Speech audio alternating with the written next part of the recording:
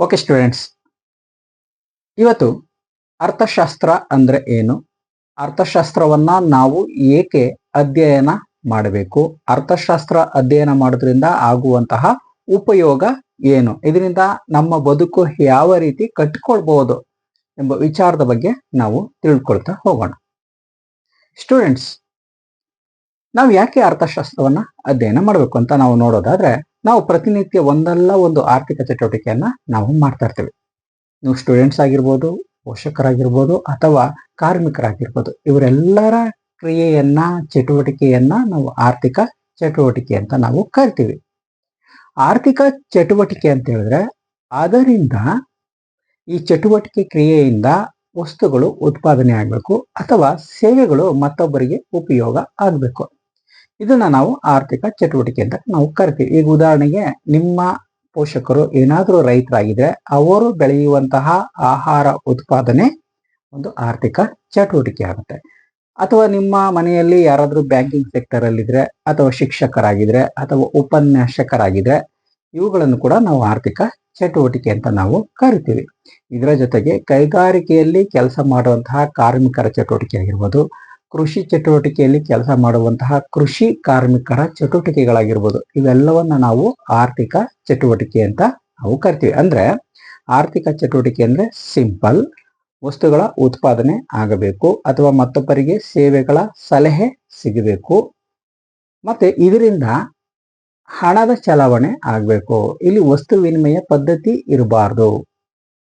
ವಸ್ತು ವಿನಿಮಯ ಪದ್ಧತಿ ಇದ್ರೆ ಅದನ್ನ ಆರ್ಥಿಕ ಚಟುವಟಿಕೆ ಅನ್ನೋದಿಲ್ಲ. ಹಣದ ವ್ಯವಹಾರವನ್ನ ನಾವು ಆರ್ಥಿಕ ಚಟುವಟಿಕೆ ಅಂತ ನಾವು ಕರಿತೀವಿ. ಸೊ ಈ ಆರ್ಥಿಕ ಚಟುವಟಿಕೆ ಕುರಿತಾದಂತಹ ಅಧ್ಯಯನವನ್ನ ಮಾಡುವಂತಹ ಶಾಸ್ತ್ರವನ್ನ ನಾವು ಅರ್ಥಶಾಸ್ತ್ರ ಅಂತ ಹೇಳಿ ನಾವು ಕರಿತೀವಿ.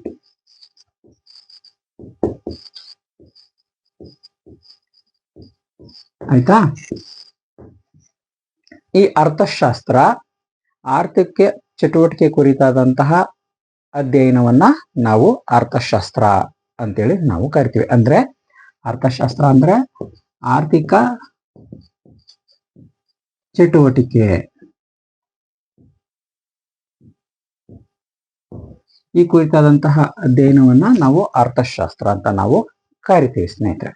ಹಾಗಾದ್ರೆ ಈ ಅರ್ಥಶಾಸ್ತ್ರದ ಪದದ ಅರ್ಥವನ್ನ ನಾವು ನೋಡೋದಾದ್ರೆ, ಈ ಅರ್ಥಶಾಸ್ತ್ರ ಎಂಬ ಪದ ಇಂಗ್ಲಿಷ್ನ ಎಕನಾಮಿಕ್ಸ್ ಎಂಬ ಪದದಿಂದ ಬಂದಿದೆ. ಆಯ್ತಾ? ಈ ಇಂಗ್ಲಿಷ್ನ ಎಕನಾಮಿಕ್ಸ್ ಎಂಬ ಅರ್ಥವೇ ಅರ್ಥಶಾಸ್ತ್ರ. ಈ ಇಂಗ್ಲಿಷ್ನ ಎಕನಾಮಿಕ್ಸ್ ಗ್ರೀಕ್ನ 2 ಪದಗಳಿಂದ ಡಿವೈಡ್ ಆಗಿದೆ. ಆಯ್ತಾ? ಒಂದು ಓಯಿಕಾಸ್ ಅಂತ, ಓಯಿಕಾಸ್ ಅಂತ,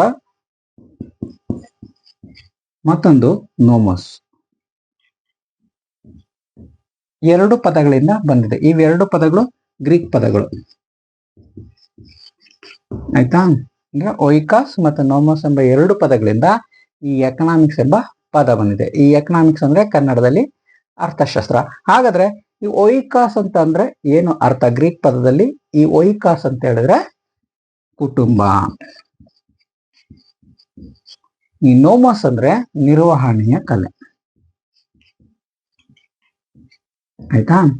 ಒಂದು ಓಯಿಕಾಸ್ ಅಂದ್ರೆ ಕುಟುಂಬ ಅಂತ, ನೋಮೋಸ್ ಅಂದ್ರೆ ನಿರ್ವಹಣೆ ಅಂತೇಳಿ ಅರ್ಥ ಬರುತ್ತೆ. ಒಟ್ಟಿನಲ್ಲಿ ಈ ಎಕನಾಮಿಕ್ಸ್ ಎಂಬ ಪದದ ಅರ್ಥ ಕುಟುಂಬ ನಿರ್ವಹಣೆಯ ಕಲೆ. ಕುಟುಂಬ ನಿರ್ವಹಣೆಯ ಕಲೆಯನ್ನ ನಾವು ಅರ್ಥಶಾಸ್ತ್ರ ಅಂತೇಳಿ ನಾವು ಕರಿತೀವಿ. ಸ್ಟೂಡೆಂಟ್ಸ್ ನೋಡಿ, ಈ ಅರ್ಥಶಾಸ್ತ್ರ ಎಂಬ ಪದ ಇಂಗ್ಲಿಷ್ನ ಎಕನಾಮಿಕ್ಸ್ ಎಂಬ ಪದದಿಂದ ಬಂದಿದೆ. ಈ ಇಂಗ್ಲಿಷ್ ಎಕನಾಮಿಕ್ಸ್ ಎಂಬ ಪದ ಗ್ರೀಕ್ನ 2 ಪದಗಳಿಂದ ಉತ್ಪತ್ತಿಯಾಗಿದೆ. ಒಂದು ಓಯಿಕಾಸ್, ಮತ್ತೊಂದು ನೋಮೋಸ್. ಈ ಓಯಿಕಾಸ್ ಅಂತ ಹೇಳಿದ್ರೆ ಕುಟುಂಬ ಅಂತೇಳು, ನೋಮೋಸ್ ಅಂದ್ರೆ ನಿರ್ವಹಣೆ ಅಂತ. ಈ 2 ಪದಗಳ ಅರ್ಥವನ್ನ ಒಗ್ಗೂಡಿಸಿದ್ರೆ ನಮ್ಗೆ ಎಕನಾಮಿಕ್ಸ್ ಎಂಬ ಪದದ ಅರ್ಥ ಸಿಗುತ್ತೆ. ಅಂದ್ರೆ ಕುಟುಂಬ ನಿರ್ವಹಣೆಯ ಕಲೆಯನ್ನ ನಾವು ಅರ್ಥಶಾಸ್ತ್ರ ಅಂತೇಳಿ ನಾವು ಕರಿತೀವಿ. ಸೊ ಈ ಅರ್ಥಶಾಸ್ತ್ರ ಈ ಹಿಂದೆ ಅಂದ್ರೆ 1777ರವರೆಗೂ ರಾಜಕೀಯ ಅರ್ಥಶಾಸ್ತ್ರ ಆಗಿ ಗುರುತಿಸಿಕೊಂಡಿತ್ತು. ಅಂದ್ರೆ ರಾಜ್ಯಶಾಸ್ತ್ರದ ಒಳಗೆ ಸೇರಿಕೊಂಡಿತು. ಹಿಸ್ಟ್ರಿನೂ ಕೂಡ ರಾಜ್ಯಶಾಸ್ತ್ರದ ಒಳಗಡೆ ಸೇರಿತ್ತು. ಸೊ ಈ ರಾಜ್ಯಶಾಸ್ತ್ರದ ಒಳಗೆ ಸೇರಿದಂತಹ ಅರ್ಥಶಾಸ್ತ್ರವನ್ನ ವೈಜ್ಞಾನಿಕವಾಗಿ ಅಧ್ಯಯನವನ್ನ ಪ್ರಾರಂಭ ಮಾಡಿದವರು ಆಡಮ್ ಸ್ಮಿತ್. ಆಯ್ತಾ. ಈ ಆಡಮ್ ಸ್ಮಿತ್ ರವರು 1776ರಲ್ಲಿ ವೆಲ್ತ್ ಆಫ್ ನೇಷನ್ಸ್ ಎಂಬ ಒಂದು ಪುಸ್ತಕವನ್ನ ರಿಲೀಸ್ ಮಾಡ್ತಾರೆ. ಈ ಪುಸ್ತಕವ ರಿಲೀಸ್ ನ ನಂತರ ಈ ಅರ್ಥಶಾಸ್ತ್ರಕ್ಕೆ ಪ್ರತ್ಯೇಕ ಅಧ್ಯಯನ ವಿಭಾಗ ಸಿಗುತ್ತೆ. ಆದ್ರಿಂದ ಈ ಆಡಮ್ ಸ್ಮಿತ್ ರವರನ್ನ ಅರ್ಥಶಾಸ್ತ್ರದ ಪಿತಾಮಹ ಅಂತೇಳಿ ಗುರುತಿಸ್ತಾರೆ. ಈಗ ನೋಡಿ, ಒಂದು ಅರ್ಥಶಾಸ್ತ್ರದ ಅರ್ಥ ಗೊತ್ತಾಯ್ತು. ಅರ್ಥಶಾಸ್ತ್ರದ ಪಿತಾಮಹ ಆಡಮ್ ಸ್ಮಿತ್. ಯಾವಾಗಿನಿಂದ ಅರ್ಥಶಾಸ್ತ್ರ ರಾಜ್ಯಶಾಸ್ತ್ರದಿಂದ ಬಿಡುಗಡೆ ಆಯಿತು ಅಥವಾ ಪ್ರತ್ಯೇಕ ಆಯ್ತು ಅಂತ ಹೇಳಿದ್ರೆ 1776ರಲ್ಲಿ ಬಿಡುಗಡೆಗೊಂಡಂತಹ ವೆಲ್ತ್ ಆಫ್ ನೇಷನ್ಸ್ ಕೃತಿಯ ಮೂಲಕ ಒಂದು ಪ್ರತ್ಯೇಕ ಘಟಕವಾಗಿ ಸ್ಥಾಪನೆ ಆಗುತ್ತೆ. ಇವರನ್ನ ಆಡಮ್ ಸ್ಮಿತ್ ರವರನ್ನ ಸಂಪ್ರದಾಯ ಪಂಥದ ಅರ್ಥಶಾಸ್ತ್ರಜ್ಞರು ಅಂತ ನಾವು ಕರಿತೀವಿ. ಅಂದ್ರೆ ಸಂಪ್ರದಾಯ ಪಂಥ ಅಂತ ಹೇಳಿದ್ರೆ ಒಂದು ಆರ್ಥಿಕತೆ ತನ್ನಿಂದ ತಾನೇ ನಿರ್ವಹಣೆ ಹೊಂದೋದು. ಇಲ್ಲಿ ಯಾವುದೇ ಮಧ್ಯಪ್ರವೇಶದ ಅವಶ್ಯಕತೆ ಇಲ್ಲ. ಅಂದ್ರೆ ಸರ್ಕಾರದ ಮಧ್ಯಪ್ರವೇಶ ಆಗಿರ್ಬೋದು ಅಥವಾ ರಾಜರ ಆಡಳಿತ ವ್ಯವಸ್ಥೆ ಆಗಿರ್ಬೋದು, ಇದು ಮಧ್ಯಪ್ರವೇಶವನ್ನ ತೆಗೆದುಕೊಳ್ಳೋದಿಲ್ಲ. ತನ್ನಿಂದ ತಾನೇ ನಿರ್ವಹಣೆ ಆಗೋದಕ್ಕೆ ಈ ಸಂಪ್ರದಾಯ ಪಂಥ ಅಂತೇಳಿ ನಾವು ಕರಿತೀವಿ. ಸೊ ಈ ಸಂಪ್ರದಾಯ ಪಂಥದ ಅರ್ಥಶಾಸ್ತ್ರಜ್ಞರಾದಂತಹ ಆಡಮ್ ಸ್ಮಿತ್ ರವರಿಂದ ಅರ್ಥಶಾಸ್ತ್ರ ಪ್ರತ್ಯೇಕ ಘಟಕವಾಗಿ ಪ್ರಾರಂಭ ಆಗುತ್ತೆ. ಆದ್ರಿಂದ ಆಡಮ್ ಸ್ಮಿತ್ ರವರನ್ನ ಅರ್ಥಶಾಸ್ತ್ರದ ಪಿತಾಮಹ ಅಂತೇಳಿ ನಾವು ಕರಿತೀವಿ. ಆಯ್ತಾ. ಈಗ ಈ ಅರ್ಥಶಾಸ್ತ್ರ ಪ್ರತ್ಯೇಕವಾಗಿ 2 ವಿಭಾಗವನ್ನ ನಾವು ನೋಡ್ತೀವಿ. ಈಗ ನೀವು ಸೆಕೆಂಡ್ PUC ನಲ್ಲಿ ಇರೋದ್ರಿಂದ 2 ವಿಭಾಗಗಳಲ್ಲಿ ನೀವು ಅರ್ಥಶಾಸ್ತ್ರವನ್ನ ಅಧ್ಯಯನ ಮಾಡ್ತೀರಿ. ಒಂದು ಸೂಕ್ಷ್ಮ ಅರ್ಥಶಾಸ್ತ್ರ,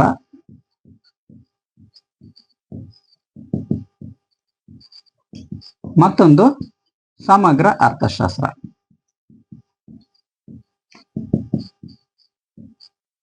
ನೋಡಿ, ಒಂದು ಸೂಕ್ಷ್ಮ ಅರ್ಥಶಾಸ್ತ್ರ, ಮತ್ತೊಂದು ಸಮಗ್ರ ಅರ್ಥಶಾಸ್ತ್ರ. ಈ ಸೂಕ್ಷ್ಮ ಅರ್ಥಶಾಸ್ತ್ರವನ್ನ ನಾವು ಎಲ್ಲಿಂದ ಅಧ್ಯಯನ ಮಾಡ್ತೀವಿ ಅಂದ್ರೆ 1776ರ ಆಡಮ್ ಸ್ಮಿತ್ ರವರ ವೆಲ್ತ್ ಆಫ್ ನೇಷನ್ಸ್ ಎಂಬ ಈ ಕೃತಿಯ ಮೂಲಕ ಈ ಅರ್ಥಶಾಸ್ತ್ರ ಆರಂಭ ಆಗುತ್ತೆ. ಈ ಸಂಪ್ರದಾಯ ಪಂಥದ ಅರ್ಥಶಾಸ್ತ್ರಜ್ಞರಿದಾರಲ್ಲ, ಆಡಮ್ ಸ್ಮಿತ್ ರವರಾಗಿರ್ಬೋದು, JS ಮಿಲ್ ಆಗಿರ್ಬೋದು, ಇವರೆಲ್ಲರೂ ಕೂಡ ಸೂಕ್ಷ್ಮ ಅರ್ಥಶಾಸ್ತ್ರದ ಪಿತಾಮಹ ಅರ್ಥಶಾಸ್ತ್ರಜ್ಞರು ಅಂತ ನಾವು ಕರಿತೀವಿ. ಇದ್ರ ಜೊತೆಗೆ TR ಮಾಲ್ಥಸ್ ಇವರನ್ನು ಕೂಡ ಸೂಕ್ಷ್ಮ ಅರ್ಥಶಾಸ್ತ್ರದ ವಿಭಾಗದ ಸಂಪ್ರದಾಯ ಪಂಥದ ಅರ್ಥಶಾಸ್ತ್ರಜ್ಞರು ಅಂತ ನಾವು ಕರಿತೀವಿ. ಈ ಸಮಗ್ರ ಅರ್ಥಶಾಸ್ತ್ರ ಯಾವಾಗಿನಿಂದ ಪ್ರಾರಂಭ ಆಗುತ್ತೆ ಅಂತ ಹೇಳಿದ್ರೆ JM ಕೇನ್ಸ್ ರವರು ಇಂಟ್ರೆಸ್ಟ್ ಅಂಡ್ ಮನಿ ಅಂತೇಳಿ ಒಂದು ಪುಸ್ತಕವನ್ನ ಬರೀತಾರೆ. ಆ ಪುಸ್ತಕ ಬಿಡುಗಡೆಯ ನಂತರ ಅಂದ್ರೆ 1929ರಲ್ಲಿ ಉಂಟಾದ US ನಲ್ಲಿ ಉಂಟಾದಂತಹ ಮಹಾ ಆರ್ಥಿಕ ಮುಗ್ಗಟ್ಟಿನ ನಂತರ ಸಮಗ್ರ ಅರ್ಥಶಾಸ್ತ್ರ ಪ್ರತ್ಯೇಕತೆಯನ್ನ ಕಾಣುತ್ತೆ. ಒಂದು ಸೂಕ್ಷ್ಮ ಅರ್ಥಶಾಸ್ತ್ರ 1777ರ ವೆಲ್ತ್ ಆಫ್ ನೇಷನ್ಸ್ ಎಂಬ ಕೃತಿಯ ಮೂಲಕ ಪ್ರಾರಂಭ ಆಗುತ್ತೆ. ಅಂದ್ರೆ ಅರ್ಥಶಾಸ್ತ್ರ ಎಂಬ ವಿಚಾರ ಪ್ರಾರಂಭ ಆಗುತ್ತೆ. ನಂತರ ಇವರನ್ನ ಸಂಪ್ರದಾಯ ಪಂಥದ ಅರ್ಥಶಾಸ್ತ್ರಜ್ಞರು ಅಂತ ನಾವು ಕರಿತೀವಿ. ಈ ಸಮಗ್ರ ಅರ್ಥಶಾಸ್ತ್ರ ಎಂಬ ವಿಚಾರ ಪ್ರಾರಂಭ ಆಗೋದು 1929ರಲ್ಲಿ US ನಲ್ಲಿ ಉಂಟಾದಂತಹ ಮಹಾ ಆರ್ಥಿಕ ಮುಗ್ಗಟ್ಟಿನ ಕಾಲ ನಂತರ ಈ ಸಮಗ್ರ ಅರ್ಥಶಾಸ್ತ್ರ ಉಂಟಾಗುತ್ತೆ.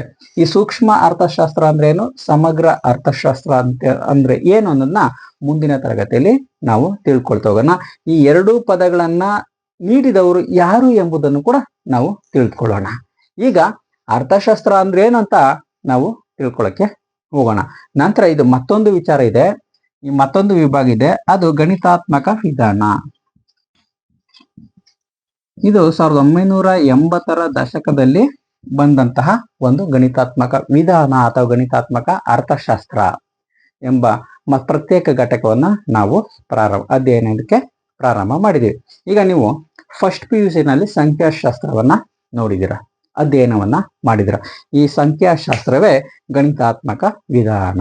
ಅಂದ್ರೆ ಅರ್ಥಶಾಸ್ತ್ರ ಗಣಿತವಿಲ್ಲದೆ ಅರ್ಥಶಾಸ್ತ್ರವನ್ನ ಅಧ್ಯಯನ ಮಾಡೋದಕ್ಕೆ ಸಾಧ್ಯನೇ ಇಲ್ಲ. ಗಣಿತನೇ ಅಥವಾ ದತ್ತಾಂಶನೇ ಅರ್ಥಶಾಸ್ತ್ರಕ್ಕೆ ಒಂದು ಉತ್ತಮವಾದಂತಹ ವೇದಿಕೆಯನ್ನು ರೂಪಿಸೋದು. ಹಾಗಾಗಿ ಗಣಿತಾತ್ಮಕ ವಿಧಾನ ಇಲ್ಲದೆ ಈ ಸಮಗ್ರ ಅರ್ಥಶಾಸ್ತ್ರ ಆಗಿರ್ಬೋದು ಅಥವಾ ಸೂಕ್ಷ್ಮ ಅರ್ಥಶಾಸ್ತ್ರ ಆಗಿರ್ಬೋದು, ಇದನ್ನ ನಾವು ಅಧ್ಯಯನ ಮಾಡೋದಕ್ಕೆ ಸಾಧ್ಯ ಇಲ್ಲ. ಇದರ ಅವಶ್ಯಕತೆ ಈ ಅರ್ಥಶಾಸ್ತ್ರಕ್ಕೆ ಸಂಪೂರ್ಣವಾಗಿ ಬೇಕೇ ಬೇಕು. ಆಯ್ತಾ? ಒಂದು ಅರ್ಥಶಾಸ್ತ್ರವನ್ನ 3 ವಿಭಾಗವಾಗಿ ನೋಡಿದೀವಿ. ಒಂದು ಸೂಕ್ಷ್ಮ ಅರ್ಥಶಾಸ್ತ್ರ, ಮತ್ತೊಂದು ಸಮಗ್ರ ಅರ್ಥಶಾಸ್ತ್ರ. 1929 US ಅಲ್ಲಿ ಉಂಟಾದಂತಹ ಮಹಾ ಆರ್ಥಿಕ ಕುಸಿತದ ನಂತರ ಈ ಸಮಗ್ರ ಅರ್ಥಶಾಸ್ತ್ರ ಬೆಳವಣಿಗೆಯನ್ನ ಹೊಂದುತ್ತೆ. ನಂತರ ಗಣಿತಾತ್ಮಕ ಅರ್ಥಶಾಸ್ತ್ರ ಅಥವಾ ಗಣಿತಾತ್ಮಕ ವಿಧಾನ 1980 ದಶಕದ ನಂತರ ಆರಂಭ ಆಗುತ್ತೆ. ಆಯ್ತಾ? ಇದು ಅರ್ಥಶಾಸ್ತ್ರ ಅಂದ್ರೆ ಏನು, ಆರ್ಥಿಕ ಚಟುವಟಿಕೆ ಕುರಿತಾದಂತಹ ಒಂದು ಅಧ್ಯಯನವನ್ನ ನಾವು ಅರ್ಥಶಾಸ್ತ್ರ ಅಂತೇಳಿ ನಾವು ಕರಿತೀವಿ. ಅರ್ಥಶಾಸ್ತ್ರದ ಅರ್ಥ, ಪದದ ಅರ್ಥ ಏನು ಅಂತ ನಾವು ನೋಡಿದ್ವಿ. ಅರ್ಥಶಾಸ್ತ್ರದ ಪಿತಾಮಹರನ್ನ ನಾವು ನೋಡಿದ್ವಿ. ಮತ್ತೆ ಅರ್ಥಶಾಸ್ತ್ರದ ವಿಭಾಗಗಳನ್ನ ನಾವು ನೋಡಿದ್ವಿ. ಹಾಗಾದ್ರೆ ಈ ಕೌಟಿಲ್ಯರನ್ನ ಅರ್ಥಶಾಸ್ತ್ರದ ಪಿತಾಮಹ ಅಂತ ಯಾಕೆ ನಾವು ಕರೆಯೋದಿಲ್ಲ? ಈಗ ನಾವು ಭಾರತಕ್ಕೆ ಸಂಬಂಧಪಟ್ಟಂತಹ ನೋಡೋದಾದ್ರೆ ಅರ್ಥಶಾಸ್ತ್ರ ಎಂಬ ಕೃತಿಯನ್ನ ಬರೆದವರು ಕೌಟಿಲ್ಯ ಅಥವಾ ಚಾಣಕ್ಯ. ಅಂದ್ರೆ ಮೌರ್ಯರ ಕಾಲದಲ್ಲಿ ಪ್ರಧಾನ ಮಂತ್ರಿಯಾಗಿ ಕೆಲಸವನ್ನ ಮಾಡ್ತಾ ಇದ್ದಂತಹ ವ್ಯಕ್ತಿ. ಚಂದ್ರಗುಪ್ತ ಮೌರ್ಯನಿಗೆ ಸಾಮ್ರಾಜ್ಯವನ್ನ ಕಟ್ಟೋದಿಕ್ಕೆ ಸಹಾಯವನ್ನ ಮಾಡಿದಂತಹ ವ್ಯಕ್ತಿ.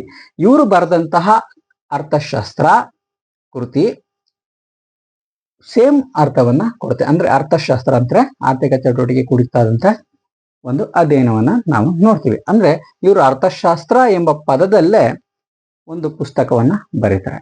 ಆದರೆ ಇವರನ್ನ ಅರ್ಥಶಾಸ್ತ್ರದ ಪಿತಾಮಹ ಅಂತ ಕನ್ಸಿಡರ್ ಮಾಡೋದಿಕ್ಕೆ ಸಾಧ್ಯ ಇಲ್ಲ. ಯಾಕೆ ಅಂತ ಹೇಳಿದ್ರೆ ಅವರು ಬರೆದಂತಹ ಅರ್ಥಶಾಸ್ತ್ರ ಕೃತಿ ಮೌರ್ಯರ ಕಾಲದ ಸಂವಿಧಾನ ಅಂತ ನಾವು ಗುರುತಿಸಬಹುದು. ಯಾಕೆ ಅಂತ ಹೇಳಿದ್ರೆ ಮೌರ್ಯರು ಯಾವ ರೀತಿ ಆಡಳಿತವನ್ನ ನಡೆಸಬೇಕು ಎಂಬ ಒಂದು ಸಲಹೆಯನ್ನ ನೀಡುವಂತಹ ಒಂದು ಕೃತಿ. ಕಂದಾಯವನ್ನ ಯಾವ ಮಾದರಿಯಲ್ಲಿ ಸಂಗ್ರಹ ಮಾಡಬೇಕು, ಭೂಮಿಯನ್ನ, ಕೃಷಿ ಭೂಮಿಯನ್ನ ಯಾವ ಮಾದರಿಯಲ್ಲಿ ವಿಭಾಗ ಮಾಡಬೇಕು ಎಂಬುದರ ಬಗ್ಗೆ ತಿಳಿಸಿದಂತಹ ಕೃತಿ.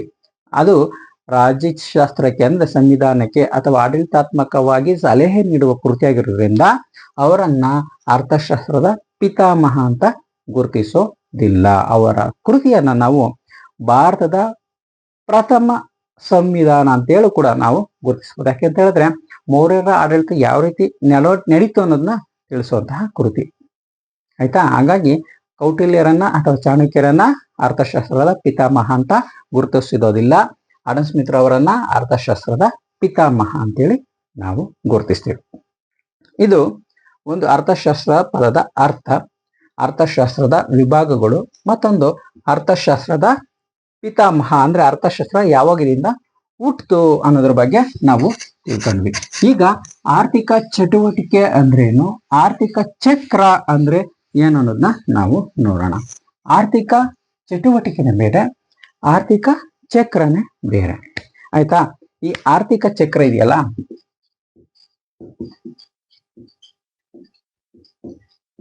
ಆರ್ಥಿಕ ಚಕ್ರ ಮತ್ತೆ ಆರ್ಥಿಕ ಚಟುವಟಿಕೆಯನ್ನ ನಾವು ನೋಡೋದಾದ್ರೆ ಆರ್ಥಿಕ ಚಟುವಟಿಕೆ ಉತ್ಪಾದನಾ ಕ್ರಿಯೆ. ಆಯ್ತಾ? ಇದು ಆರ್ಥಿಕ ಚಕ್ರ ಎಂಬುದು ಮತ್ತೊಂದು ವಿತರಣೆಯ ಕ್ರಿಯೆ.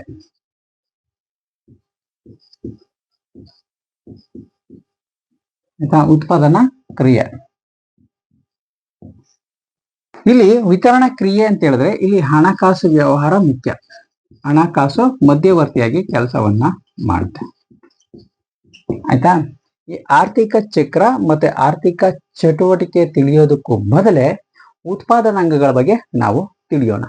ಆಯ್ತಾ? ಇನ್ನು ಉತ್ಪಾದನಾಂಗಗಳ ಬಗ್ಗೆ ನಾವು ನೋಡೋದಾದ್ರೆ ಉತ್ಪಾದನಾಂಗಗಳು, ಈ ಉತ್ಪಾದನಾಂಗಗಳು 4 ಇವೆ. 4 ಉತ್ಪಾದನಾಂಗಗಳನ್ನ ನಾವು ನೋಡಬಹುದು. ಈ 4 ಉತ್ಪಾದನಾಂಗಗಳು ಯಾವ್ದಾವ್ದು ಅಂತ ಹೇಳಿದ್ರೆ ಭೂಮಿ, ಶ್ರಮ, ಬಂಡವಾಳ ಮತ್ತು ಸಂಘಟನೆ. ಆಯ್ತಾ? ಈ ಉತ್ಪಾದನಾಂಗಗಳ ಬಗ್ಗೆ ನಾವು ಅಧ್ಯಯನವನ್ನ ಮಾಡಬೇಕು. ಅಂದ್ರೆ ಅರ್ಥಶಾಸ್ತ್ರ ಅಂತ ಹೇಳಿದ್ರೆ ಸಿಂಪಲ್ ಆರ್ಥಿಕ ಚಟುವಟಿಕೆ ಅಂತ ನಾನು ಕರೆದಿದ್ದೀನಿ. ಈ ಆರ್ಥಿಕ ಚಟುವಟಿಕೆ ಎಲ್ಲಿ ಆಗುತ್ತೆ ಅಂತ ಹೇಳಿದ್ರೆ ಈ 4 ಉತ್ಪಾದನಾಂಗಗಳ ನಡುವೆ ನಡೆಯುವಂತಹ ಒಂದು ಕ್ರಿಯೆ. ಅಂದ್ರೆ ಒಂದು ವಸ್ತುವನ್ನು ಉತ್ಪಾದನೆ ಮಾಡ್ಬೇಕಂತ ಹೇಳಿದ್ರೆ ಈ 4 ಉತ್ಪಾದನಾಂಗಗಳು ಅತಿ ಮುಖ್ಯ. ಆಯ್ತಾ. ಭೂಮಿ ಅಂದ್ರೆ ನಾವು ಪ್ರಾಥಮಿಕ ವಲಯವನ್ನ ನಾವು ನೋಡ್ಬೋದು. ಅಂದ್ರೆ ನೀರಾಗಿರ್ಬೋದು ಅಥವಾ ಭೂಮಿ ಆಗಿರ್ಬೋದು ಅಥವಾ ಗಣಿಗಾರಿಕೆ ಆಗಿರ್ಬೋದು. ಇದನ್ನ ನಾವು ಪ್ರಾಥಮಿಕ ವಲಯ ಅಂತ ನಾವು ಕರಿತೀವಿ. ಈ ಭೂಮಿ ಇಲ್ಲದೆ ನಾವು ಯಾವುದೇ ಆರ್ಥಿಕ ಚಟುವಟಿಕೆನ ಮಾಡೋದಕ್ಕೆ ಸಾಧ್ಯ ಇಲ್ಲ. ಅಂದ್ರೆ ಭೂಮಿ ಇಲ್ಲದೇನೆ ನಾವು ಯಾವುದೇ ವಸ್ತುವನ್ನ ಉತ್ಪಾದನೆ ಮಾಡೋದಕ್ಕೆ ಸಾಧ್ಯ ಇಲ್ಲ. ಭೂಮಿಯಲ್ಲಿ ಸಿಗುವಂತಹ ಸಂಪನ್ಮೂಲಗಳನ್ನ ಉಪಯೋಗಿಸಿಕೊಂಡು ನಾವು ಉತ್ಪಾದನೆಯನ್ನ ಮಾಡಬೇಕು. ಈ ಉತ್ಪಾದನೆ ಮಾಡ್ಬೇಕಂದ್ರೆ ಏನ್ ಬೇಕು? ಶ್ರಮ ಬೇಕು. ಆ ಶ್ರಮವೇ ಮಾನವ ಶ್ರಮ ಅಥವಾ ಯಾಂತ್ರಿಕ ಶ್ರಮ. ಆಯ್ತಾ. ಈ ಮಾನವ ಮಧ್ಯವರ್ತಿಯಾಗಿ ಕೆಲಸವನ್ನ ಮಾಡದೇ ಇದ್ರೆ ಅಥವಾ ಕೂಲಿಯನ್ನ ಮಾಡದೇ ಇದ್ರೆ, ಈ ಭೂಮಿಯಲ್ಲಿ ಕ್ರಿಯೆಯನ್ನ ಮಾಡದೇ ಇದ್ರೆ ನಾವು ವಸ್ತುಗಳನ್ನ ಉತ್ಪಾದನೆ ಮಾಡೋದಕ್ಕೆ ಸಾಧ್ಯ ಇಲ್ಲ. ಈ ಭೂಮಿ ಮತ್ತೆ ಮಾನವನನ್ನ ಒಗ್ಗೂಡಿಸೋದು ಬಂಡವಾಳ ಅಂದ್ರೆ ಹಣಕಾಸು. ಆಯ್ತಾ. ಈ ಹಣಕಾಸನ್ನ ಹಾಕುವುದ್ರ ಮೂಲಕ ಬಂಡವಾಳವನ್ನ ಹೂಡಿಕೆ ಮಾಡುವುದ್ರ ಮೂಲಕ ನಾವು ಭೂಮಿ ಮತ್ತೆ ಶ್ರಮವನ್ನ ಉಪಯೋಗಿಸಿಕೊಂಡು ವಸ್ತುವನ್ನ ಉತ್ಪಾದನೆ ಮಾಡಬಹುದು. ಈ ಬಂಡವಾಳವನ್ನ ಹಾಕುವಂತಹ ವ್ಯಕ್ತಿಯನ್ನ ನಾವು ಸಂಘಟಕ ಅಥವಾ ಮಾಲೀಕ ಅಂತ ನಾವು ಕರಿತೀವಿ. ಆಯ್ತಾ. ಈ 3 ಉತ್ಪಾದನಾಂಗಗಳನ್ನ ಒಗ್ಗೂಡಿಸಿ ಉತ್ಪಾದನೆಯನ್ನ ಮಾಡುವಂತಹ ವ್ಯಕ್ತಿಯನ್ನ ನಾವು ಸಂಘಟಕ ಅಥವಾ ಮಾಲೀಕ ಅಂತ ನಾವು ಕರಿತೀವಿ. ಉತ್ಪಾದನಾಂಗಗಳು ಎಷ್ಟಿದೆ? 4. ಭೂಮಿ, ಶ್ರಮ, ಬಂಡವಾಳ ಮತ್ತು ಸಂಘಟನೆ. ಆಯ್ತಾ. ಈ ಉತ್ಪಾದನೆ ಮಾಡಿದಂತಹ ಈ ಉತ್ಪಾದನಾಂಗಗಳಿಗೆ ನಾವು ಪ್ರತಿಫಲವನ್ನ ನೀಡಬೇಕಲ್ವಾ?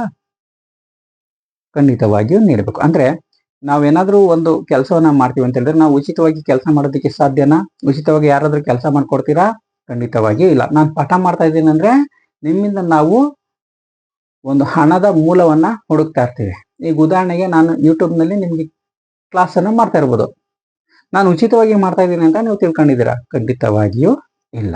ಯಾಕಂತ ಹೇಳಿದ್ರೆ ನೀವು ಎಷ್ಟು ಪ್ರಮಾಣದಲ್ಲಿ ಈ ತರಗತಿಯನ್ನ ನೋಡ್ತೀರೋ ಅಷ್ಟೇ ಪ್ರಮಾಣದಲ್ಲಿ ನನಗೆ ಹಣದ ಹರಿವು ಉಂಟಾಗುತ್ತೆ. ಅಂದ್ರೆ ಯೂಟ್ಯೂಬ್ ನಲ್ಲಿ ಜಾಹೀರಾತು ಬರುವುದ್ರ ಮೂಲಕ ಆ ಜಾಹೀರಾತಿನ ಹಣ ನನಗೆ ಸಲ್ಲುತ್ತೆ. ಇದನ್ನ ನಾನು ಆರ್ಥಿಕ ಚಟುವಟಿಕೆ ಅಥವಾ ಸಂಪಾದನೆ ಅಂತ ನಾನು ಕರಿತೀನಿ.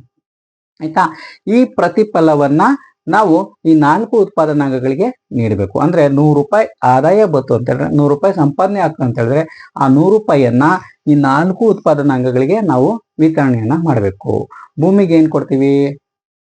ಗೇಣಿಯನ್ನ ಕೊಡ್ತೀವಿ. ಭೂಮಿಗೆ ಏನ್ ಕೊಡ್ತೀವಿ?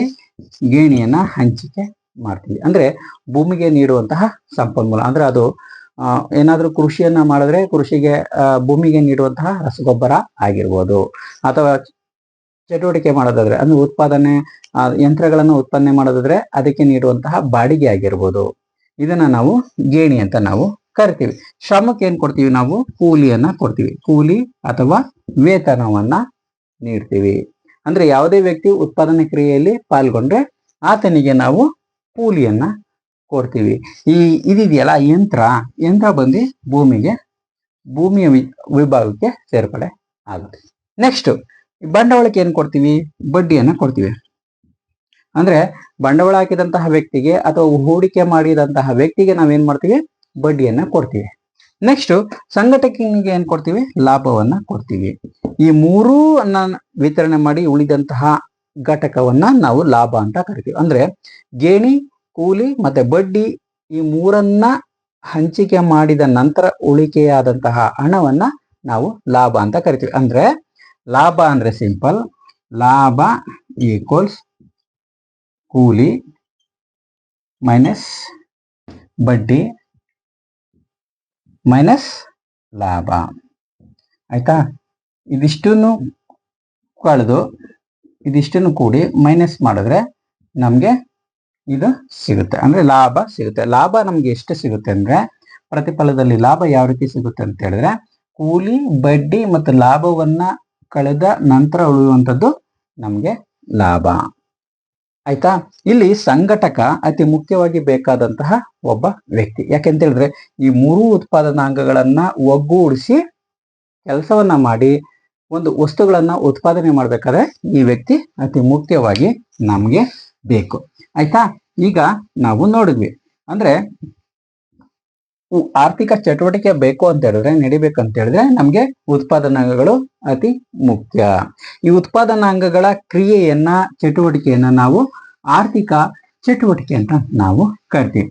ಹಾಗಾದ್ರೆ ಈ ಆರ್ಥಿಕ ಚಕ್ರ ಅಂದ್ರೆ ಏನು ಅಂತ ನಾವು ನೋಡೋದಾದ್ರೆ, ಆರ್ಥಿಕ ಚಕ್ರ ಅಂದ್ರೆ ವಿತರಣೆಯ ಕ್ರಿಯೆ ಅಂತ ಹೇಳಿದೀನಿ. ಅಂದ್ರೆ ಹಣ ಮಧ್ಯವರ್ತಿಯಾಗಿ ಕೆಲಸವನ್ನ ಮಾಡುತ್ತೆ. ಆಯ್ತಾ ಸ್ನೇಹಿತರೆ, ಇಲ್ಲಿ ಸ್ಟೂಡೆಂಟ್ಸ್ ಈಗ ಈ ಆರ್ಥಿಕ ಚಕ್ರನೇ ಬೇರೆ, ಆರ್ಥಿಕ ಚಟುವಟಿಕೆನೇ ಬೇರೆ ಎಂಬುದನ್ನ ನಾವು ನೋಡ್ತಾ ಹೋಗೋಣ. ಇಲ್ಲಿ ಈ ಆರ್ಥಿಕ ಚಟುವಟಿಕೆ ಮೊದಲು ಚಕ್ರ ಆರಂಭ ಆಗೋದು ಸರಕು ಮತ್ತು ಸೇವೆಗಳ ಉತ್ಪಾದನೆಗಳ ಮೂಲಕ. ಸರಕು ಮತ್ತು ಸೇವೆಯ ಉತ್ಪಾದನಾ ಕ್ರಿಯೆಯ ಮೂಲಕ ಆರ್ಥಿಕ ಚಟುವಟಿಕೆ ಪ್ರಾರಂಭ ಆಗುತ್ತೆ. ಈ ಸರಕು ಮತ್ತು ಸೇವೆಗಳನ್ನ ಉತ್ಪಾದನೆ ಮಾಡೋದಿಕ್ಕೆ ಒಬ್ಬ ಸಂಘಟಕ ಬೇಕು. ಆತನನ್ನ ನಾವೇನಂತ ಕರಿತೀವಿ? ಉತ್ಪಾದಕ. ಯಾರು? ಉತ್ಪಾದಕ ಅಂತ ನಾವು ಕರಿತೀವಿ. ಉತ್ಪಾದಕ ಆಯ್ತಾ. ಈತನನ್ನ ಈ ಈ ಸರಕು ಮತ್ತು ಸೇವೆಗಳನ್ನ ಉತ್ಪಾದನೆ ಮಾಡೋನನ್ನ ನಾವು ಉತ್ಪಾದಕ ಅಂತ ನಾವು ಕರಿತೀವಿ. ಆಯ್ತಾ. ಈ ಸರಕು ಸೇವೆ ಉತ್ಪಾದನೆ ಮಾಡಿದ್ರೆ ಮುಗೀತಾ? ಖಂಡಿತವಾಗಿಯೂ ಇಲ್ಲ. ಈ ಸರಕು ಮತ್ತು ಸೇವೆಗಳನ್ನ ಉತ್ಪಾದಕ ವಿತರಣೆ ಮಾಡಬೇಕು. ಆ ವಿತರಣಕನನ್ನ ನಾವು ವಿತರಕ ಅಂತ ನಾವು ಕರಿತೀವಿ. ಆಯ್ತಾ. ಈ ಮೂಲಕ ಸರಕು ಮತ್ತು ಸೇವೆಗಳು ಈ ಉತ್ಪಾದಕನಿಂದ ವಿತರಕನಿಗೆ ಹೋಗುತ್ತೆ. ವಿತರಕನಿಂದ ಎಲ್ಲೋಗುತ್ತೆ ಗೊತ್ತಾ? ಅನುಭೋಗಿಗೆ ಹೋಗುತ್ತೆ. ಆಯ್ತಾ. ನೋಡಿ, ಸರಕು ಮತ್ತು ಸೇವೆಗಳು ಉತ್ಪಾದಕ ಉತ್ಪಾದನೆ ಮಾಡ್ತಾನೆ. ಸರಕು ಮತ್ತು ಸೇವೆಗಳು ಉತ್ಪಾದನೆ ಆದ್ಮೇಲೆ ಈ ಉತ್ಪಾದಕ ವಿತರಕನಿಗೆ ಈ ಸರಕು ಮತ್ತು ಸೇವೆಗಳನ್ನ ಕೊಡ್ತಾನೆ. ಈ ವಿತರಕ ಸರಕು ಮತ್ತು ಸೇವೆಗಳನ್ನ ಅನುಭೋಗಿಗೆ ಮಾರಾಟ ಮಾಡ್ತಾನೆ. ಆಯ್ತಾ. ಇಲ್ಲಿ ಮತ್ತೊಂದು ವಿಚಾರ, ಬಂಡವಾಳ ಅತಿ ಮುಖ್ಯವಾಗಿ ಬೇಕು. ಯಾವುದು? ಹಣ. ಈ ಹಣವನ್ನು ಉತ್ಪಾದನೆ ಮಾಡೋರು ಯಾರು? ಬ್ಯಾಂಕ್ಗಳು. ಆಯ್ತಾ. ಈ ಮೂರು ಜನರ ಮಧ್ಯವರ್ತಿಯಾಗಿ ಕೆಲಸವನ್ನ ಮಾಡೋದು ಹಣ, ಬ್ಯಾಂಕ್. ಆಯ್ತಾ. ನೋಡಿ, ಸರಕು ಮತ್ತು ಸೇವೆಗಳು ಯಾವ ರೀತಿ ಇಲ್ಲಿ ಚಕ್ರೀಯವಾಗಿ ಸುತ್ತುತ್ತವೆ ಅಂದ್ರೆ, ಉತ್ಪಾದಕ ಉತ್ಪಾದನೆ ಮಾಡ್ತಾನೆ ಸರಕು ಮತ್ತು ಸೇವೆಗಳನ್ನ. ಆ ಉತ್ಪಾದನೆ ಮಾಡಿದಂತಹ ಸರಕು ಮತ್ತು ಸೇವೆಗಳನ್ನ ವಿತರಕನಿಗೆ ಕೊಡ್ತಾನೆ. ಅಂದ್ರೆ ನೀನು ಮಾರಾಟ ಮಾಡು ಅಂತ ಕೊಡ್ತಾನೆ. ಈ ವಿತರಕ ಏನ್ ಮಾಡ್ತಾನೆ? ಅನುಭೋಗಿಗೆ ವಸ್ತುಗಳನ್ನ ವಿತರಣೆ ಮಾಡ್ತಾನೆ, ಹಂಚಿಕೆ ಮಾಡ್ತಾನೆ. ಯಾವ ರೀತಿ? ಇವರು ಈ ವಸ್ತುಗಳನ್ನ ಕೊಂಡ್ಕೊಳ್ತಾರೆ, ಬೆಲೆ ನೀಡೋದ್ರ ಮೂಲಕ ಕೊಂಡ್ಕೊಳ್ತಾರೆ. ಆಯ್ತಾ. ಈ ಬೆಲೆಯಲ್ಲಿ ಸಿಗುವಂತಹ ಲಾಭ, ಹಣ ವಿತರಕನಿಗೆ ಹೋಗುತ್ತೆ. ಈ ವಿತರಕ ತನ್ನ ಕಮಿಷನ್ ಅನ್ನ, ಲಾಭವನ್ನ ಹಿಡಿದುಕೊಂಡು ಮಿಕ್ಕ ಹಣವನ್ನ ಉತ್ಪಾದಕನಿಗೆ ಕೊಡ್ತಾನೆ. ಈ ಉತ್ಪಾದಕ ಮತ್ತೆ ಈ ಉತ್ಪಾದನಾಂಗಗಳಿಗೆ ಅಂದ್ರೆ ಲಾಭವನ್ನ, ಪ್ರತಿಫಲವನ್ನ ಹಂಚಿಕೆ ಮಾಡ್ತಾನೆ. ಇಲ್ಲಿ ಹಣ ಮಧ್ಯವರ್ತಿಯಾಗಿ ಕೆಲಸವನ್ನ ಮಾಡ್ತಾನೆ. ನೋಡಿ, ಈ ಅನುಭೋಗಿಗಳಿಗೆ ಎಲ್ಲಿಂದ ಹಣ ಬರುತ್ತೆ ಅಂದ್ರೆ, ಈ ಉತ್ಪಾದಕ ನೀಡುವಂತಹ ಕೂಲಿ ಅಥವಾ ವೇತನ. ಆಯ್ತಾ. ಈ ಹಣವೇ ಇಲ್ಲಿ ಮಧ್ಯವರ್ತಿಯಾಗಿ ಕೆಲಸವನ್ನ ಮಾಡುತ್ತೆ. ಇಲ್ಲಿ ಈ ಹಣ ಬ್ಯಾಂಕು ನೇರವಾಗಿ ಹಣವನ್ನ ಮುದ್ರಣ ಮಾಡ್ತವ? ಖಂಡಿತವಾಗಿ ಇಲ್ಲ. ಇವರು ಉಳಿತಾಯ ಮಾಡಿದಂತಹ ಹಣ. ನೋಡಿ, ಯಾವುದೇ ವ್ಯಕ್ತಿ ಉಳಿತಾಯ ಮಾಡಿದ್ರೆ ಆ ಹಣ ಬ್ಯಾಂಕಿಗೆ ಹಣವಾಗಿ ಪರಿವರ್ತನೆ ಆಗುತ್ತೆ. ಸೊ ಇಲ್ಲಿ ಕೂಲಿ ಮತ್ತು ವೇತನ ರೂಪದಲ್ಲಿ ಅನುಭೋಗಿ ಅಥವಾ ಶ್ರಮಿಕ ಹಣವನ್ನ ಪಡಿತಾನೆ. ಅದರಲ್ಲಿ ಒಂದು ಅಂಶವನ್ನ ಉಳಿತಾಯವಾಗಿ ಬ್ಯಾಂಕ್ಗೆ ಹಾಕ್ತಾನೆ. ಆ ಬ್ಯಾಂಕು ಮತ್ತಷ್ಟು ಹಣವನ್ನ ಉತ್ಪಾದಕನಿಗೆ ಹೂಡಿಕೆಯ ರೂಪದಲ್ಲಿ, ಬಂಡವಾಳ ರೂಪದಲ್ಲಿ ನೀಡುತ್ತೆ. ಈ ಉತ್ಪಾದಕ ಸರಕು ಮತ್ತು ಸೇವೆಗಳನ್ನ ಉತ್ಪಾದನೆ ಮಾಡಿ ಅಂದ್ರೆ ಬಂಡವಾಳವನ್ನ ಉಪಯೋಗಿಸಿ ವಸ್ತುವನ್ನ ಉತ್ಪಾದನೆ ಮಾಡ್ತಾನೆ. ಉತ್ಪಾದನೆಯಾದಂತಹ ವಸ್ತುವನ್ನ ವಿತರಕನಿಗೆ ಕೊಡ್ತಾನೆ. ನೇರವಾಗಿ ಅನುಭೋಗಿಗೆ ಮಾರಾಟ ಮಾಡೋದಿಲ್ಲ. ಯಾಕೆಂದ್ರೆ ಇದು ರಿಸ್ಕ್. ಆಯ್ತಾ. ಪ್ರತಿಯೊಬ್ಬ ಅನುಭೋಗಿ ಹತ್ರ ಇವನು ಹೋಗಿ ವಸ್ತುವನ್ನು ಮಾರಾಟ ಮಾಡೋದಕ್ಕೆ ಸಾಧ್ಯ ಇಲ್ಲ. ಇವನು ವಿತರಕನಿಗೆ ಮಧ್ಯವರ್ತಿಯಾಗಿ ನೇಮಕ ಮಾಡಿಕೊಂಡು ಈತನಿಗೆ ವಸ್ತುಗಳನ್ನ ಕೊಡ್ತಾನೆ ಅಥವಾ ಸೇವೆಯನ್ನ ನೀಡ್ತಾನೆ. ಈತ ಇಲ್ಲಿ ಅನುಭೋಗಿಗೆ ಮಾರಾಟವನ್ನ ಮಾಡ್ತಾನೆ. ಇಲ್ಲಿ ಎಲ್ಲರೂ ಕೂಡ ಲಾಭವನ್ನ ನೋಡಿದ್ದಾರೆ. ಇವನು ಕೂಡ ಲಾಭವನ್ನ ನೋಡಿದ್ದಾನೆ. ಇವನು ಅನುಭೋಗಿ ಅಂದ್ರೆ ಬರೀ ಕೂತ್ಕ ತಿಂಡ್ರೆ ಅನುಭೋಗಿ ಅಲ್ಲ. ಸೋಂಬೇರಿಯನ್ನ ನಾವು ಅನುಭೋಗಿ ಅಂತ ಕರೆಯೋದಿಕ್ಕೆ ಸಾಧ್ಯ ಇಲ್ಲ. ಅವನ್ಗೆ ಕೂತ್ಕ ತಿನ್ನವನ್ಗೆ ಕುಡ್ಕೆ ಹಣನು ಸಾಕಾಗೋದಿಲ್ಲ ಅಂತ ನಮ್ ಕಡೆ ಒಂದು ಮಾತಿದೆಯಲ್ಲ, ಆ ರೀತಿ ಸೋಂಬೇರಿಯಾದಂತಹ ಅಥವಾ ಮಾನಸಿಕ ಅಸ್ವಸ್ಥ ಆದಂತಹ ವ್ಯಕ್ತಿಯನ್ನ ನಾವು ಅನುಭೋಗಿ ಅಥವಾ ಶ್ರಮಿಕ ಅಥವಾ ಕೂಲಿ ಕಾರ್ಮಿಕ ಅಂತ ಕರೀಲಿಕ್ಕೆ ಸಾಧ್ಯ ಇಲ್ಲ. ಆಯ್ತಾ, ಇದನ್ನ ನಾವು ಆರ್ಥಿಕ ಚಕ್ರ ಅಂತ ನಾವು ಕರಿತೀವಿ. ಹಾಗಾದ್ರೆ ಉತ್ಪಾದನಾ ಕ್ರಿಯೆ ಅಥವಾ ಉತ್ಪಾದನಾ ಚಟುವಟಿಕೆ ಅಂತ ನಾವು ನೋಡೋದಾದ್ರೆ, ಆರ್ಥಿಕ ಚಟುವಟಿಕೆ ಯಾವ ರೀತಿ ಯಾವ ಅಂಶಗಳ ಆಧಾರದ ಮೇಲೆ ನಡೆಯುತ್ತೆ ಅಂತ ನಾವು ನೋಡೋದಾದ್ರೆ, ಒಂದು ಉತ್ಪಾದನೆ ಆಗ್ಬೇಕು. ಇದನ್ನ ಆರ್ಥಿಕ ಚಟುವಟಿಕೆ ಅಂತ ನಾವು ಕನ್ಸಿಡರ್ ಮಾಡ್ತೀವಿ. ಮತ್ತೊಂದು ಅನುಭೋಗ ಇರ್ಬೇಕಲ್ಲಿ. ಆಯ್ತಾ, ಒಂದು ಉತ್ಪಾದನೆ ಇರಬೇಕು, 2 ಅನುಭೋಗ ಇರಬೇಕು, 3 ವಿನಿಮಯ ಇರಬೇಕು, 4 ಇನ್ನೊಂದೇನಿದೆ ಹಂಚಿಕೆ ಇರಬೇಕು. ಆಯ್ತಾ, ಉತ್ಪಾದನೆ ಅಂದ್ರೆ ಸರಕು ಮತ್ತು ಸೇವೆಗಳ ಉತ್ಪಾದನಾ ಕ್ರಿಯೆಯನ್ನ ನಾವು ಉತ್ಪಾದನೆ ಅಂತ ನಾವು ಕರಿತೀವಿ. ಆರ್ಥಿಕ ಚಟುವಟಿಕೆ ಇಷ್ಟೇ ಸಿಂಪಲ್. ಆಯ್ತಾ, ಆರ್ಥಿಕ ಚಕ್ರ ಅಂತ ಹೇಳಿದ್ರೆ 4 ಅಂಶಗಳ ಆಧಾರದ ಮೇಲೆ ನಡೆಯುವಂತಹ ಕ್ರಿಯೆ. ಆದ್ರೆ ಆರ್ಥಿಕ ಚಟುವಟಿಕೆ ಅನ್ನೋದು ಉತ್ಪಾದನಾ ಕ್ರಿಯೆ ಅಷ್ಟೇ. ಇಲ್ಲಿ ಉತ್ಪಾದನೆ ನಡಿಬೇಕು, ಉತ್ಪಾದನೆಯಾದಂತಹ ವಸ್ತು ಅನುಭೋಗಿಯ ಬಳಿ ಹೋಗ್ಬೇಕು. ಆಯ್ತಾ, ಈಗ ಉದಾಹರಣೆಗೆ ಸರ್ಕಾರ ಕೆಲವೊಮ್ಮೆ ಉಚಿತವಾಗಿ ಕೂಡ ಆಹಾರ ವಸ್ತುಗಳನ್ನ ನೀಡುತ್ತೆ. ಆಯ್ತಾ, ಅದನ್ನ ಅನುಭೋಗ ಕ್ರಿಯೆ ಅಂತ ನಾವು ಕೂಡ ಕನ್ಸಿಡರ್ ಮಾಡ್ತೀವಿ. ಆದ್ರೆ ಇಲ್ಲಿ ಸರ್ಕಾರದ ಉಚಿತ ಯೋಜನೆಗಳು ಸೇರೋದಿಲ್ಲ. ಆರ್ಥಿಕ ಚಕ್ರದಲ್ಲಿ ಸರ್ಕಾರದ ಉಚಿತ ಯೋಜನೆಗಳು ಸೇರೋದಿಲ್ಲ. ಆಯ್ತಾ, ಅನುಭೋಗ ಕೂಡ ಸೇರುತ್ತೆ. ಇಲ್ಲಿ ಭಿಕ್ಷುಕರಿಗೆ ಸರ್ಕಾರ ನೀಡುವಂತಹ ಉಚಿತ ಕೊಡುಗೆಗಳಾಗಿರ್ಬೋದು, ಪುನರ್ವಸತಿ ಕೇಂದ್ರಗಳಲ್ಲಿ ನೀಡುವಂತಹ ಆಹಾರ ವಸ್ತುಗಳಾಗಿರ್ಬೋದು, ಇವುಗಳನ್ನ ನಾವು ಅನುಭೋಗ ಕ್ರಿಯೆಗೆ ಸೇರಿಸೋದಿಲ್ಲ. ನೆಕ್ಸ್ಟ್ ವಿನಿಮಯ ಮೀನ್ಸ್ ವಸ್ತುಗಳ ವಿನಿಮಯ ಅಂದ್ರೆ ಒಬ್ಬರಿಂದ ಮತ್ತೊಬ್ಬರಿಗೆ ಸೇರುವಂತಹ ಒಂದು ಕ್ರಿಯೆ. ಆಯ್ತಾ, ಈ ಹಂಚಿಕೆ ನಿಮ್ಗೆ ಸ್ವಲ್ಪ ಕನ್ಫ್ಯೂಷನ್ ಇರುತ್ತೆ. ಯಾಕೆಂತ ಹೇಳಿದ್ರೆ ವಿನಿಮಯ ಅಂದ್ರೆ ಒಂದೇ ಅರ್ಥ ಬರುತ್ತೆ, ಹಂಚಿಕೆ ಅಂದ್ರೂ ಒಂದೇ ಅರ್ಥ ಬರುತ್ತೆ. ಆದ್ರೆ ಈ ಆರ್ಥಿಕ ಚಟುವಟಿಕೆಯಲ್ಲಿ ಹಂಚಿಕೆ ಅಂತ ಹೇಳಿದ್ರೆ ಉತ್ಪಾದನಾಂಗಗಳಿಗೆ ನೀಡುವಂತಹ ಪ್ರತಿಫಲವನ್ನ ನಾವು ಹಂಚಿಕೆ ಅಂತ ನಾವು ಕರಿತೀವಿ. ಪ್ರತಿಫಲವನ್ನ ನಾವು ಹಂಚಿಕೆ ಅಂತ ನಾವು ಕರಿತೀವಿ. ಈ ಹಿಂದೆ ನಾನು ಹೇಳ್ದಂಗೆ ಭೂಮಿ, ಶ್ರಮ, ಬಂಡವಾಳ ಮತ್ತು ಸಂಘಟನೆಗೆ ನೀಡುವಂತಹ ಪ್ರತಿಫಲ ಅಂದ್ರೆ ಭೂಮಿಗೆ ಮತ್ತೆ ಸೇಮ್ ಏನ್ ಕೊಡ್ತೀವಿ, ಗೇಣಿಯನ್ನ ಕೊಡ್ತೀವಿ, ಶ್ರಮಕ್ಕೆ ಕೂಲಿಯನ್ನ ಕೊಡ್ತೀವಿ, ಬಂಡವಾಳಕ್ಕೆ ಬಡ್ಡಿಯನ್ನ ಕೊಡ್ತೀವಿ, ಸಂಘಟಕನಿಗೆ ಲಾಭವನ್ನ ನೀಡ್ತೀವಿ. ಇದನ್ನ ನಾವು ಹಂಚಿಕೆ ಅಂತ ನಾವು ಕರಿತೀವಿ. ಇದು ಆರ್ಥಿಕ ಚಟುವಟಿಕೆ ಅಂದ್ರೆ ಉತ್ಪಾದನಾ ಕ್ರಿಯೆ ಮತ್ತು ವಿತರಣೆಯನ್ನ ನಾವು ಆರ್ಥಿಕ ಚಟುವಟಿಕೆ ಅಂತ ನಾವು ಕರಿತೀವಿ. ಆರ್ಥಿಕ ಚಕ್ರ ಅಂದ್ರೆ ಒಂದು ಹಣಕಾಸಿನ ಮಧ್ಯವರ್ತಿಯಾಗಿ, ಹಣದ ಮಧ್ಯವರ್ತಿಯಾಗಿ ಕೆಲಸವನ್ನ ಮಾಡುವಂತಹ ಒಂದು ಕ್ರಿಯೆಯನ್ನ ನಾವು ಆರ್ಥಿಕ ಚಟುವಟಿಕೆ ಅಂತ, ಆರ್ಥಿಕ ಚಕ್ರ ಅಂತ ನಾವು ಗುರುತಿಸ್ತೀವಿ. ಹಾಗಾದ್ರೆ ಈ ಸರಕು ಮತ್ತು ಸೇವೆಗಳ ಬಗ್ಗೆ ನಾವು ನೋಡೋಣ. ನೆಕ್ಸ್ಟ್, ಈ ಸರಕು ಮತ್ತು ಸೇವೆಗಳು ಅಂದ್ರೆ ಏನು, ಈ ಸರಕು ಮತ್ತು ಸೇವೆಗಳ ಪ್ರಮುಖ ಕಾರ್ಯ ಏನು ಅನ್ನೋದನ್ನ ನಾವು ನೋಡೋಣ. ಯಾಕೆಂತ ಹೇಳಿದ್ರೆ ಈ ಸರಕು ಮತ್ತು ಸೇವೆಗಳು ಇಲ್ಲ ಅಂತ ಹೇಳಿದ್ರೆ ನಾವು ಅರ್ಥಶಾಸ್ತ್ರದ ಅಧ್ಯಯನ ಮಾಡೋ ಅವಶ್ಯಕತೆನೇ ಇಲ್ಲ. ಆಯ್ತಾ, ಈ ಸರಕು ಮತ್ತು ಸೇವೆಗಳ ಬಗ್ಗೆ ನಾವು ನೋಡೋಣ. ಸರಕು ಮತ್ತು ಸೇವೆಗಳು, ಇದನ್ನು ನಾವು ಆರ್ಥಿಕ ಚಟುವಟಿಕೆಯಲ್ಲಿ ಪ್ರಮುಖವಾಗಿ ಗುರುತಿಸ್ತೀವಿ. ಈ ಸರಕು ಅಂದ್ರೆ ಗೋಚರ ವಸ್ತುಗಳು, ಕಣ್ಣಿಗೆ ಕಾಣುವಂತಹ ವಸ್ತುಗಳು, ಉತ್ಪಾದನೆಯಲ್ಲಿ ತೊಡಗುವಂತಹ ಉತ್ಪಾದನೆಯಾದಂತಹ ವಸ್ತುಗಳನ್ನ ನಾವು ಸರಕುಗಳು ಅಂತ ನಾವು ಗುರುತಿಸ್ತೀವಿ. ಅನುಭೋಗಿ ವಸ್ತುಗಳು, ನೇರವಾಗಿ ಹೇಳ್ಬೇಕಂದ್ರೆ ಅನುಭೋಗಿ ವಸ್ತುಗಳು, ನಾವು ಅನುಭೋಗಿಸುವಂತಹ ವಸ್ತುಗಳನ್ನ ನಾವು ಸರಕುಗಳು ಅಂತ ನಾವು ಕರಿತೀವಿ. ಇವು ಗೋಚರ ವಸ್ತುಗಳು. ಆಯ್ತಾ, ಇದನ್ನ ನಾವು ಸರಕು ಅಂತ ನಾವು ಕರಿತೀವಿ. ಹಾಗಾದ್ರೆ ಈ ಸೇವೆಗಳು ಅಗೋಚರ.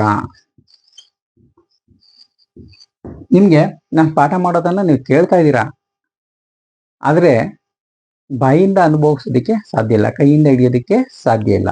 ಆಯ್ತಾ, ಇದನ್ನ ನಾವು ಅಗೋಚರ ಸೇವೆ, ಅಗೋಚರ ಅನುಭೋಗ ವಸ್ತು ಅಂತ ನಾವು ಕರಿತೀವಿ.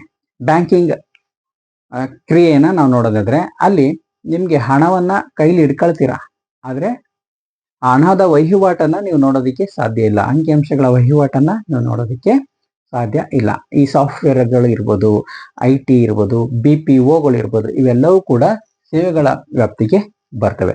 ರಿಸರ್ಚ್ ಅಂಡ್ ಡೆವಲಪ್ಮೆಂಟ್ R&D ಇದು ಕೂಡ ಸೇವೆಯ ವ್ಯಾಪ್ತಿಗೆ ಬರುತ್ತೆ ಸ್ಟೂಡೆಂಟ್ಸ್. ಆಯ್ತಾ, ಈಗ ಸರಕು ಅಂದ್ರೆ ಗೋಚರ ವಸ್ತುಗಳು, ಸೇವೆಗಳು ಅಂದ್ರೆ ಅಗೋಚರ ವಸ್ತುಗಳು. ಇಷ್ಟೇ ಸಿಂಪಲ್. ಈ ಸರಕು ಮತ್ತು ಸೇವೆಗಳಿಗೆ ಸಂಬಂಧಪಟ್ಟಂತಹ ಒಂದು ಪ್ರಮುಖ ಅಂಶ ಸ್ಟೂಡೆಂಟ್ಸ್. ಇದಿಷ್ಟು ಅರ್ಥಶಾಸ್ತ್ರ ಅಂದ್ರೆ ಏನು ಅಂತ ನೀವು ತಿಳ್ಕೊಂಡಿದ್ದೀರ. ಅಂದ್ರೆ ಅರ್ಥಶಾಸ್ತ್ರ ಅಂದ್ರೆ ಆರ್ಥಿಕ ಚಟುವಟಿಕೆ ಕುರಿತಾದಂತಹ ಒಂದು ಕ್ರಿಯೆಯನ್ನ ಅಥವಾ ಅಧ್ಯಯನವನ್ನ ನಾವು ಅರ್ಥಶಾಸ್ತ್ರ ಅಂತೇಳಿ ನಾವು ಕರಿತೀವಿ. ಆಯ್ತಾ? ಈ ವ್ಯಾಖ್ಯೆಗಳ ವಿಚಾರಕ್ಕೆ ಬರೋದಾದ್ರೆ ಎಲ್ಲಿಯೂ ಕೂಡ ಸಮರ್ಪಕವಾದಂತಹ ವ್ಯಾಖ್ಯೆಗಳು ನಿಮ್ಗೆ ಸಿಗೋದಿಲ್ಲ. ಯಾಕೆಂತ ಹೇಳಿದ್ರೆ 10 ಜನ ಆರ್ಥಿಕ ತಜ್ಞರು ಒಂದು ಕಡೆ ಸೇರ್ತಾರೆ ಅಂತ ಹೇಳಿದ್ರೆ ಆಯ್ತಾ, ಅಲ್ಲಿ 11 ವ್ಯಾಖ್ಯೆಗಳು ಹುಡ್ತವೆ. ಆಯ್ತಾ? ಅಂದ್ರೆ 10 ಜನ ಆರ್ಥಿಕ ತಜ್ಞರು ಅಲ್ಲಿ ಸೇರಿದ್ದಾರೆ ಅಂದ್ರೆ 11 ವ್ಯಾಖ್ಯೆಗಳು ಅಲ್ಲಿ ಹುಡ್ತವೆ. ಹಾಗಾಗಿ ಸಮರ್ಪಕವಾದಂತಹ ಒಂದು ವ್ಯಾಖ್ಯೆಯನ್ನ ನಾವು ನೋಡೋದಕ್ಕೆ ಸಾಧ್ಯ ಇಲ್ಲ. ಆಯ್ತಾ? ಇದಿಷ್ಟು ಅರ್ಥಶಾಸ್ತ್ರ ಕುರಿತಾದಂತಹ ವಿಚಾರಗಳು. ಈ ಅರ್ಥಶಾಸ್ತ್ರ ಅಧ್ಯಯನಕ್ಕೆ ಪ್ರಮುಖವಾದಂತಹ ಅಂಶ ಏನಿರ್ಬೋದು? ಕೊರತೆ, ಸಂಪನ್ಮೂಲಗಳ ಕೊರತೆ.